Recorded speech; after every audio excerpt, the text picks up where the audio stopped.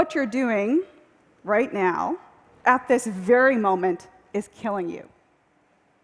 More than cars or the internet, or even that little mobile device we keep talking about, the technology you're using the most almost every day is this, your tush.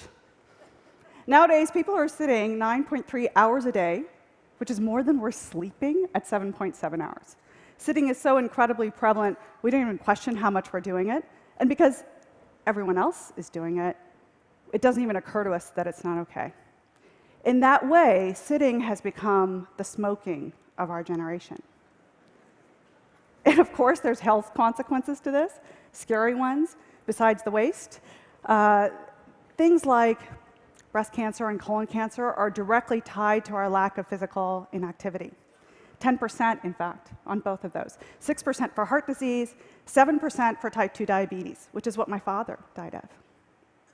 Now, any of those stats should convince each of us to get off our duff more, but if you're anything like me, it won't. What did get me moving was a social interaction.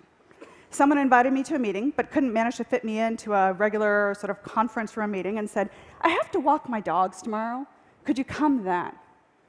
Seemed kind of odd to do. And actually, that first meeting, I remember thinking, I have to be the one to ask the next question because I knew I was going to huff and puff during this conversation. And yet, I've taken that idea and made it my own.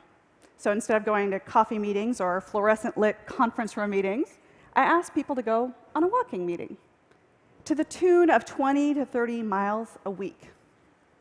It's changed my life. But before that, what actually happened was I used to think about it as you could take care of your health or you could take care of obligations. And one always came at the cost of the other. So now, several hundred of these walking meetings later, I've learned a few things. First, there's this amazing thing about actually getting out of the box that leads to out-of-the-box thinking. Whether it's nature or the exercise itself, it certainly works. And second, and probably the more reflective one, is just about how much each of us can hold problems in opposition when they're really not that way. And if we're going to solve problems and look at the world really differently, whether it's in governance or business or environmental issues, job creation, maybe we can think about how to reframe those problems as having both things be true. Because it was when that happened with this walk and talk idea that things became doable and sustainable and viable.